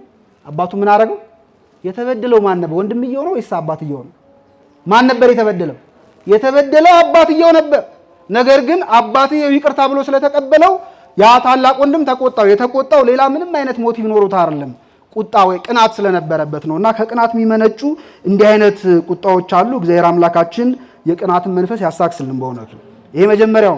ሌላው የዋህ ካለመሆን ደግሞ የሚነሳም ደግሞ ቁጣ አለ። የዋህ ካለመሆን የሚቀሰቀስ ቁጣ አለ ማለት ብዙ ጊዜ እኛ መገመት እንወዳለን። አብዛኛውን የምንቆጣባቸው ሁኔታዎች ብትመለከቱ አብዛኞቹ ለመቆጣታችን ምክንያት የሚሆኑት በግምት የምናስቀምጣቸው ሪዝኖች ናቸው፣ ምክንያቶች ናቸው። እና ለምሳሌ አንድ ሰው ቀጥራችሁት አርፍዶ ቢመጣ አትበሳጩ? የምትበሳጩት ግን ስላረፈደ ብቻ አይደለም። ይሄኔ እኮ እቤቱ ምን አድርጎ ይሆናል? ተኝቶ ይሆናል። እኔን ቀጥሮ ይሄኔ እኮ ሌላ ሰው እኮ ቁጭ ብሎ እያናገረ ይሆናል ብለን በመገመት ነው ራሳችንን የምናቃጥለው። ስለዚህ ብዙ ጊዜ እኛ የዋህነት ስሜት ማለት ቢዘገይባችሁ ሰው የዘገየው እኮ እንደው ችግር አጋጥሞት ይሆናል። እየሰማችሁ ነው? ምን አጋጥሞት ይሆናል? ትራንስፖርት አጥቶ ይሆናል ወይ ሁኔታዎች ሳይመቻችለት ቀርቶ ይሆናል ብለን ጥፋቱን ወደ እርሱ ሳናመጣ በጎንና የቀናውን መንገድ ብቻ ማሰብ፣ ይሄ የዋህነት ይባላል። አቤል የዋህ ነበር ስንል እኮ ለዚህ ነው። አቤል እኮ የዋህ የተባለው ወንድሙ እንዳቀመበት እኮ ያውቃል። ወንድሙ ደስ እንዳልተሰኘበት ያውቃል። ቃየል እንዳልወደደው ያውቃል። ነገር ግን እንሂድና ወደ ወንዝ እሸት በልተን ተጫውተን እንመለስ ሲለው ወንድሜ እንዴት እኔን ይገለኛል? ቢናፍቀኝ ነው። እየሰማችሁ ነው? ቢናፍቀኝ ነው። ከኔ ጋር መነጋገር፣ ከኔ ጋር ማውራት፣ ከኔ ጋር መብላት ቢናፍቀው ነው ብሎ ቃየልን ክፉነቱን ሳይሆን በጎነቱን አስቦ ወረደ። ከዚያም ቃየል ደግሞ በክፉነቱ አቤልን ምን አደረገው? ገደለው። ከዚያም ምን አሉ አባቶቻችን ሲያመሰግኑ እመቤታችንን አንቲ ውእቱ የዋሂቱ ለአቤል ዘተቀትለ በአመፃ፣ በአመፃ ለተገደለ ለአቤል የዋሂቱ ማነሽ? የዋህነቱ አንቺ ነሽ። አቤል የዋህ የተባለው ሞኝ ስለሆነ አይደለም፣ ነገር ግን ወንድሙን መጠርጠር ስለማይፈልግ ነው። ልክ አንድ ሰው ነበር ይባላልና በሕፃንነቱ እንደ ሞኝ ነበር ተማሪዎች የሚቆጥሩት የነበረውና አንድ ቀን በመስኮት እያዩ ትምህርት ቤት ውስጥ ሆኖ እገሌ ገሌ ብለው ጠሩት። አቤት ብሎ ሲመጣ ይኸውልህ አሳማው ሲበር አሉት። እየሰማችሁ ነው? ምኑ ሲበር? አሳማው ሲበር ተመልከት ሲሉት በጣም ጓጉቶ የታለ አሳዩኝ አላቸው። ከዛ ተማሪዎቹ ምን አረጉበት? ሳቁበት። አሳማ ይበራል? አይበርም። ሲስቁበት ያን ጊዜ ምን አላቸው? እኔ ወንድሜ ይዋሸኛል ከምል አሳማ ይበራል ብዬ ባምን ይቀለኛል አላቸው። ስለዚህ አንዳንድ ጊዜ ከየዋህነት የተነሳ የሚደረጉ እንዲህ አይነት ነገሮች አሉ እና የዋህ መሆን ያስፈልጋል። ገር የሆነ መንፈስ ያስፈልገናል። ሁሉ ጊዜ ብልጣብልጥ መሆን ለማንም አያዋጣም። ስለዚህ አንዳንድ ጊዜ ክፉን ነገር እንኳን ለምን መተርጎም፣ ወደ ቅን መተርጎም። ቅዱስ ጳውሎስ ምን ይላል? ለንጹህ ሁሉ ምንድነው? ንጹህ ነው። እኛ ውስጣችን ንጹህ ከሆነ ሰዎች ክፋት እንኳን ቢያደርጉት አይ እንደዚህ አስበው ይሆናል እኮ እንዲህ ይሆናል እኮ እያልን እናስባለን እንጂ በወንድሞቻችን ላይ ልንፈርድ አንችልም። በእርግጥ የኛ ትልቁ መገለጫ ጠባያችን ሰዎች ጥፋት ሲያጠፉ ኃላፊነቱን ለማን መስጠት ነው የምንፈልገው? ለሰውየው ለራሱ ላጠፋው እንጂ ሰይጣን ራሱ ማስገባት አንፈልግም ማለት መጥቶ እንደው ያጠፋ ሰው ያሳዘናቸው የበደለ ሰው መጥቶ አይ ይቅርታ አድርጉልኝ እኔ እኮ ምን አታሎኝ ነው ሰይጣን አታሎኝ ነው ሰይጣን ፈትኖኝ ነው ቢል ትቀበላላችሁ? ምን ሰይጣን ትላለህ እንጂ እንደዛ ነው ምንድነው? ሰው ዘንድሮ እኮ ዘመኑ ከፍቷል። ከሰይጣን ይልቅ ማን ባሰ? ሰዎች ባሱ እንላለን እኛ እና ለሰዎች ሲሆን ሰይጣንን እንምርና በሰዎች ላይ እንፈርዳለን። ወደኛ ሲመጣስ ለምን እንዲያደርግ ስንባል ሰይጣን ምን አረገኝ? ይሄ ግን የቤተክርስቲያን ትምህርት አይደለም። አንተ ስታጠፋ ከሰይጣን በፊት ራስን ተወቃሽ ማድረግ አለብህ። እኔ ፊት ባልሰጠው ኖሮ እኔ እሺ ባልለው ኖሮ ሰይጣን እንዲህ እንዲወድቅ አያደርገኝም ነበር ብለን ራሳችንን መገሰጽ አለብን። እኛ ካልፈቀርንለት ሰይጣን በእኛ ላይ መሰልጠን ስለማይችል። ሰዎች ግን ሲያጠፉ ሰይጣን እንዴት ክፉ ቢሆን ነው ሰውን እንደዚህ የሚያሰራው? እነዚህንስ እግዚአብሔር ምን ይበላቸው? ይቅር ይበላቸው ብሎ ሰውየው ምረነው በሰይጣን ላይ መፍረድ አለብን። ይሄ ትክክለኛ ክርስቲያናዊ የሆነ አመለካከት ነው እና አባቶቻችን እንደዛ እንድናስብ ነው የሚነግሩን። ስለዚህ የዋህነት መንፈስ በጣም ወሳኝና አስፈላጊ ነው። ቅዱስ ጳውሎስ መጨረሻ ላይ ሲጠቀልል ምን አለ? ተቆጡ ኃጢአትን አታድርጉ ካለ በኋላ በቁጣችሁ ፀሐይ አይጥለቅ አለ። ይሄ መጨረሻው ነው። በቁጣችሁ ምን አይጥለቅ? ምን ማለት ነው? በቁጣችሁ ፀሐይ አይጥለቅ ማለት ቅዱስ ጳውሎስ ይህንን የሚናገረው ተቆጥተው እንዳልተቆጣ ሰው ለመሆን ለሚሞክሩ ሰዎች ነው። አንዳንድ ሰዎች ፕሪቴንድ የሚያደርጉ ሰዎች አሉ አይደል? በጣም ተበሳጭተው ውስጣቸው ንዴት እያለ ውስጣቸው ቁጣ እያለ ግን ለሰዎች ለመግለጽ በጣም የሚያደርጋቸው የሚከብዳቸው የሚከብድበት ምክንያት ይኖራል። ለምሳሌ ባለትዳር ከሆነ ብቆጣት ብናገራት ትዳሬ ምን አደርጋለሁ አጣለሁ ወይም የነበረንን ፍቅር አቀዘቅዛለሁ ብሎ ቁጣውን የሚሸፍን ሰው አለ፣ የሚደብቅ ሰው አለ። እንደተቆጣ እንኳን እንደተናደደ እንኳን ምንም ማያደርግ ገልጦ የማይነገር ቁጣውን የማያሳይ ሰው አለ። ይህ ሰው እንደተቆጣ ፀሐይ ወጣ ምን ታደርጋለች? ቁጣው ሲቆይ ምን ይሆናል? ከቁጣ ብዛት ቁጣው እየቆየ ሲመጣ አንደኛ ቅያሜን ያመጣል። ቅያሜን ብቻም አይደለም ያ ቁጣ በጥላቻ ነው የሚፈጸመው። እሱም ብቻም አይደለም እሱ በትዳር ውስጥ ያለውን ፍቅሩን ለመጠበቅ እንኳን ከሆነ ቁጣውን የሚደብቀው የሚገርማችሁ ነገር በቀጥታ እኔ ተናድጃለሁ፣ ተቆጥቻለሁ፣ እንዲህ ያደረግሽው ትክክል አይደለም ብሎ አይንገራት እንጂ ኢንዳይሬክትሊ ግን ያሳያታል ቁጣውን። እየሰማችሁ ነው። ለምሳሌ ድሮም ደስ ብሎ ጣፍጦት የሚበላውን ምግብ ምንድነው እንደዚህ ዝም ብሎ እንደው እየነካኩ ማቅረብ ይላል። ስለዚህ እየገለጸ ነው አይደለም? ሚስትየው ስትስቅ ዝም ብሎ መሳቅ ምንድነው እንደው መገልፈጥ ይላል። ስለዚህ ባገኘው አጋጣሚ በቀጥታ ቁጣውን አይናገር፣ ንዴቱን አይግለጽ እንጂ ኢንዳይሬክትሊ ምን እያደረገ ነው? ጠቆም እያደረገ ያልፋል ማለት እየነካካ ያልፋል። ይሄ ትክክል አይደል? የበለጠ ፍቅርን ያጠፋል አያጠፋም? ያጠፋል። ስለዚህ ውስጡ የንዴት ስሜት ሲሰማው የሚያስቆጣ ነገር ባለቤቱ ካደረገች በግልጽ ይህን ቁጣውን መግለጽ ይጠበቅበታልና ያደረገችውን ያጠፋችውን ጥፋት መንገር ትዳሩንም ፍቅሩንም ያድነለታል። ስለዚህ ቁጣን መደበቅ አያስፈልግም። ቅዱስ ጳውሎስ ለዚያ ነው በቁጣችሁ ምን አይጥለቅ ያለው? ፀሐይ። ከተቆጣችሁ ካዘናችሁ ለወንድሞቻችሁ ለጓደኞቻችሁ በግልጽ መንገር ያስፈልጋል እንጂ ቁጣውን በልባችን የምንይዘው ከሆነ ከጊዜ በኋላ ወደ ቅያሜ ወደ ጥላቻ ሊያድግ ስለሚችል ከዚህ ራሳችንን መጠበቅ ይገባናል ለማለት ነው። እንደው ስንናደድ ስንቆጣ ምን እናድርግ ከተባለ መፍትሄዎች ይኖሩታል ቤተክርስቲያናችን። እንደ ዓለም እንግዲህ አንገር ማኔጅመንት ምናምን የሚያስተምሩ ወገኖች ለቁጣ እንደ መፍትሄ አድርገው የሚያቀርቧቸው ነገሮች ይኖራሉ፣ ጥሩ ናቸው። አንዳንዶቹ ላይ ግን ትንሽ መፈተሽ አለባቸው። ለምሳሌ ቬንቲንግ የሚባል ነገር አለ፣ ወይም ቁጣን መለወጥ። እየሰማችሁ ነው? መወጣት በሌላ ነገር። ለምሳሌ ውጭ ላይ ተጣልታችሁ ከገባችሁና ሰው ካበሳጫችሁ ቤታችሁ ገብታችሁ ከትራሳችሁ ጋር መደባደብ ወይም ደግሞ የሆነ ዕቃ አንስተህ ምን ማድረግ መስበር። እንዲህ አይነት በውስጣችን ያለውን የቁጣ ስሜት ለማስተንፈስ እንደሚረዳ አንዳንድ ሰዎች ሲናገሩ እናገኛለን። ግን ይሄ ትክክል አይደለም። ቁጣ እንደ እሳት ነው። እንደምንድን ነው? እንደ እሳት ነው። እሳትን ደግሞ መገላገል ከፈለክ ምን ማድረግ ነው ያለብህ? ማጥፋት ነው እንጂ የምትፈልገውን ነገር እንዳይበላብህ ሌላ የማትፈልገውን ነገር መስጠት የለብህም። እንደዛ ካረከው እሳቱ ምን ታደርገዋል? ታሳድገውና የምትፈልገውንም ነገር አንተንም ጭራሽ ሊበላ ይችላል እሳቱ። ስለዚህ ቁጣ እንደ እሳት ስለሆነ ብቸኛው አማራጫችን ቁጣ ምን ማድረግ ነው? ማጥፋት ብቻ ነው። ስለዚህ ካላጠፋ ነው ትራስ ላይ የምንለማመድ ከሆነ በእርግጥ ለጊዜው ጥሩ ነው። ሰው አፍንጫውን ከምንሰብር ትራስ ብንመታ ይሻላል። ሌላ ነገር ከምናጠፋ እቃዎች ላይ እንደው ንዴታችንን ብንወጣ ጥሩ ነው። ይሄ ግን ለጊዜው ነው። ከጊዜ በኋላ ግን አንድ ቀን ስሜታችንን መቆጣጠር ያቀተንና ለትራሱ የሰነዘርነው ወደ ሰው ሊመጣ ይችላል። ስለዚህ ቁጣን ማጥፋት ነው የሚገባው እንጂ እንዲህ መንከባከብና መመገብ ማሳደግ አይገባም ነው። ሌላው ደግሞ ከሰዎች የሚሸሹ ሰዎች አሉ። ማለት በቃ ሰው የሚያሳዝነኝ የሚያስቆጣኝ ከሆነ ከዚህ በኋላ ከሰዎች ጋር አብሬ መኖር ለኔ አይገባም ብለው ብቻቸውን ለመሆን የሚወስኑ ሰዎች አሉ። ይሄ ግን ቁጣን ለማጥፋት ወይም ቁጣን ለመቆጣጠር መፍትሄ አይደለም። በዜና አቦል የተቀመጠ በጣም ጥሩ ታሪክ አለ። አንድ አባት በአርሙ ነበር የሚኖረው፣ በዝምታ ይኖር ነበር። ግን አንዳንድ ጊዜ ከዝምታው አርፎ ደግሞ መነጋገር ሲጀምር ከወንድሞቹ መነኮሳት ጋር መግባባት አይችልም ነበር። ወዲያው በሚመልሱለት መልስ በጣም ይበሳጭ፣ ይናደር ነበር፣ ይቆጣ ነበር። ከዛ በቃ እኔ ከሰዎች ጋር አብሬ መኖር ስለማልችል ለብቻዬ በዋሻ ብኖር ይሻለኛል ብሎ ከገዳሙ ወጣና ምን ውስጥ መኖር ጀመረ? ዋሻ ውስጥ መኖር ጀመረ። ከዚያ በኋላ አንድ ቀን በማሰሮ ውሃ ቀርቶ አስቀምጦ ወደ ዋሻው ገብቶ ሲወጣ ውሃው ተደፋበት። ንፋስ ነበር የደፋበት። እንደገና ሩቅ መንገድ ነው ሄደና ውሃ ቀዳ አመጣ፣ አሁንም አስቀመጠ።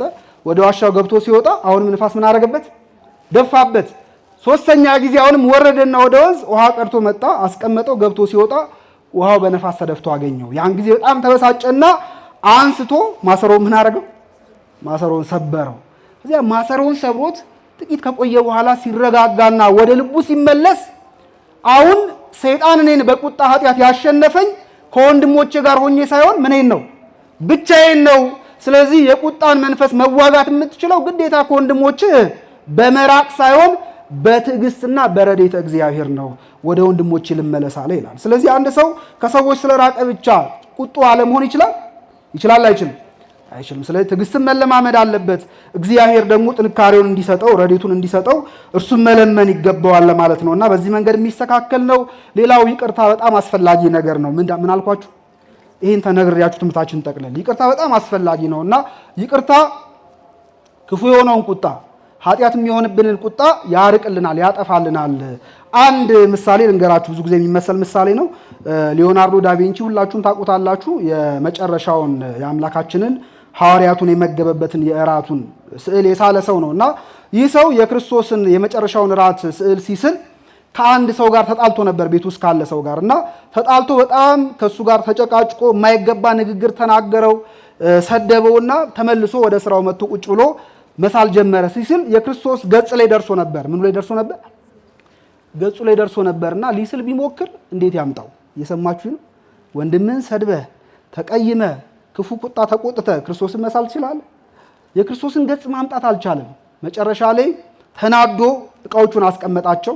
መጨረሻ ላይ ግን ምን አደረገ? ያን ያስቀየመውና ክፉ የተናገረውን ወንድሙን አስጠራውና ይቅርታ ጠየቀው። ወንድሙም ይቅርታ አለው። ይቅርታውን ከተቀበለለት በኋላ ወደ ስዕሉ ሲመለስ ግን በሰላም ምን ማድረግ ጀመረ? ያን ስዕል መሳል ጀመረና ይቅርታ ብዙ ነገሮቻችንን ይፈውሳልና በዚህ አይነት ቁጣ የሚሰቃይ ሰው ካለ ወንድሙን የሚቀየም ሰው ካለ እንዲህ ያለው ሰው በተቻለው መጠን ይቅርታ መለማመድ አለበት። ይቅርታ የሁል ጊዜ መድኃኒት ነው ለክፉ ቁጣ ለማለት ነው። እግዚአብሔር አምላካችን ክፉን ቁጣ እንዳንቆጣ በራሳችን ላይ ደግሞ ቅዱስን ቁጣ እየተቆጣን ወደ ጽድቅ ወደ እርሱ እንድንቀርብ ቅዱስ ፈቃድ ይሆንልን። ወስብሐት ለእግዚአብሔር።